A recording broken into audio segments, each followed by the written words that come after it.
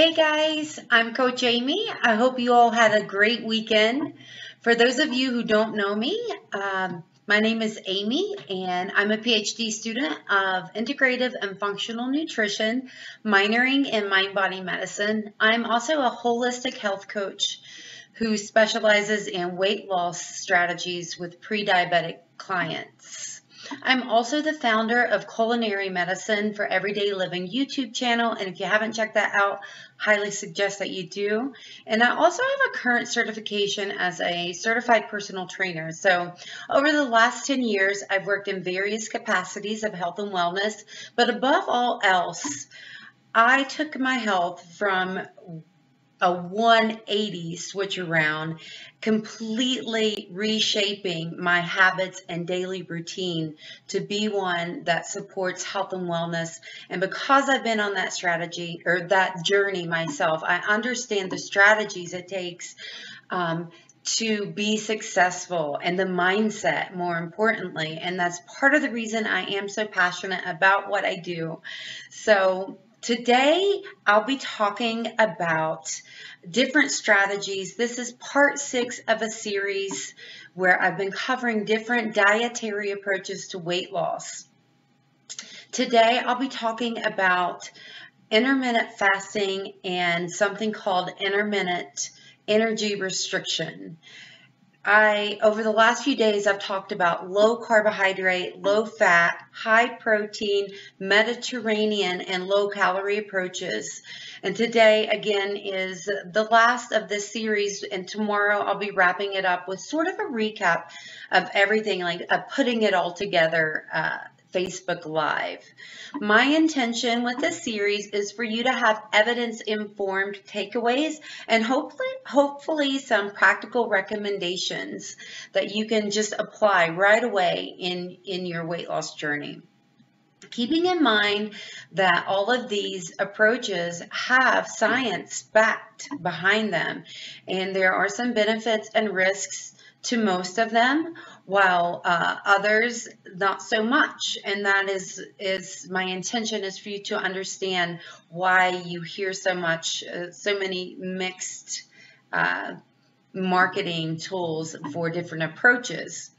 So something to keep in mind is that it often takes multiple approaches over time as you become more metabolically flexible and understanding. And in one of the videos, I did talk about our body survival mechanisms that sometimes, provide cause for us to change the strategy to just kind of jumpstart our metabolism. But I want to start today talking about the difference between intermittent fasting and intermittent energy restriction. What is this? I'm sure we've all heard of intermittent fasting. So both of these strategies basically entail restricting calories, and that happens in shifting periods where there's periods of calorie restriction followed by unrestricted eating periods. And the differences of these, basically, let me talk about the most commonly researched approaches. We have what is known as true intermittent fasting. True intermittent fasting is when you have complete days of fasting, usually 1 to 2 days, up to 3 of fasting, and no food at all. Sometimes it can be a water fast. And so this word intermittent fasting gets thrown around a lot, and usually everything gets lumped into this term, intermittent fasting. But actually, most people are approaching this dietary strategy. It's really intermittent energy restriction, and that is exactly what it sounds like. You have periods of restricting your energy followed by unrestricted eating. Often you'll see that in a 12 to 18 hour fasting window. There's also periods of 2 back-to-back days where you eat but restricted calories. Another approach is to every other day you restrict calories by 60 to 70%.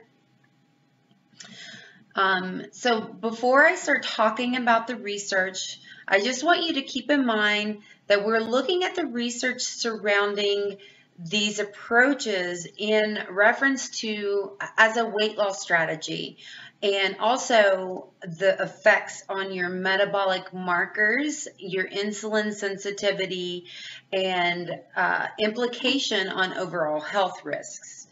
So the studies are actually, and evidence are limited at this time. And most studies are short term, looking at up to 6 months. So we definitely need longer term studies in addition to more short term studies. And the research is ongoing. The results right now are varied. Some are good, some are not. So with that being said, what does the research that we have tell us? Well, the first thing, the few studies that actually look at intermittent calorie restriction compared to your regular low-calorie approach where you're restricting calories every day, which you can go back and watch that video, is that the studies that compare these two approaches actually show equal efficacy in both approaches. In other words, about the same amount of weight is lost depending on which strategy that you choose, right? The second thing to know is that there is no evidence that suggests intermittent diets prevent weight loss or prevent weight gain. The third thing to know is that the results surrounding intermittent diets on fat stores, the way fat is stored in your body, insulin resistance, or metabolic flexibility, the results are mixed. And that means some studies do show detrimental effects on metabolism. And that is why there are safety concerns, and that is also why it's highly controversial at the moment based on the limited research that we do have. So, and it also leads me that in healthcare, whether you are a doctor, a nurse practitioner, a dietitian, or in the nutrition world, something that we look at, especially for practitioners, is a benefits versus risk. Like, if the benefits are high and the risk is low, then often strategies can be used as an alternative method or as a complementary method, right? That's your complementary alternative strategies that you can use alongside your traditional medicine, allopathic medicine. However, the research surrounding intermittent diets is mixed, and so the benefits versus risk is highly controversial. Also controversial is what approach, right? Are you going to do intermittent fasting where you fast whole days? Do you do energy restriction 2 days and the other 5 days you eat what you want unrestricted? Or do you do the alternating days where every other day you restrict your calories by 60 to 70%? Well, there is no right answer supported by the research. Again, the results are mixed. However, usually that intermittent energy restriction where you're seeing people fast for 12 to 18 hours or doing it every other day fast, that seems to be the ideal approach, and that's because A, it's easier to stick with that. You are having some calories in your day. You're not completely fasting. And 2, there's less of a stress response in your body. The longer that you fast, the more stress it creates within your body. Also, there needs to be more research around, if you are going to approach this, what macronutrient composition, what are the ratios that work? And again, if you're going back to my other talks, and we'll wrap this up in a sort of like overview tomorrow, that is usually very individualized to you as a person And that can be based on your social, your cultural needs, your biochemistry needs, depending on your genetics. There's a lot of factors that play into the role of what approach is best for you surrounding macronutrients. So what does all of this tell us? If you do want to consider adding intermittent strategies like intermittent calorie restriction to your weight loss plan, and it is popular right now. It's a very popular strategy. A lot of people people I coach find this strategy to be beneficial for them to have some sort of rules or window, or having that structure and a set of rules. Sometimes they find that in and of itself beneficial to support them putting that structure into their diet. But it's wise to consult with someone, a practitioner, a weight loss doctor, dietitian, a knowledgeable coach who can help you navigate implementing this strategy into your weight loss approach. So what are the big takeaways today? I've got 3 of them. The first big takeaway is that the research is conflicting and highly controversial. Some show some benefits, some show some detriments. 2, if you are choosing between intermittent fasting or intermittent calorie restriction, otherwise known as intermittent energy restriction, usually people tend to go with the energy restriction because it's easier to stick to that than it is to a whole day or 2 of fasting.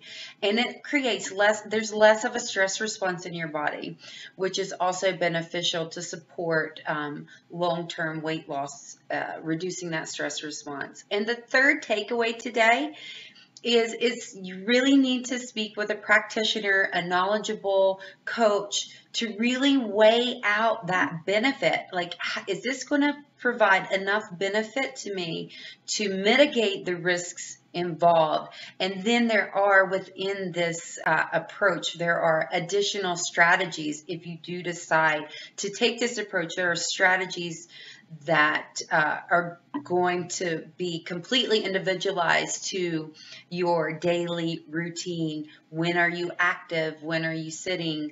And really timing out these fasting periods based on your needs, and that's your social needs, right?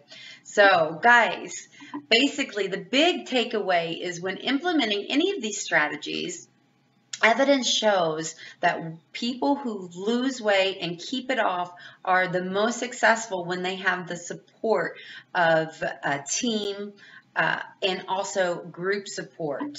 So working with a coach such as myself can definitely support you in that journey to help you keep on track, overcome roadblocks, focus on the positive, and just keep consistent, right? Having that accountability. So together, we can work together and really help you meet those goals. If that's something that you would be interested in, send me a private message and we can schedule a consultation just to see if it's a good fit for you.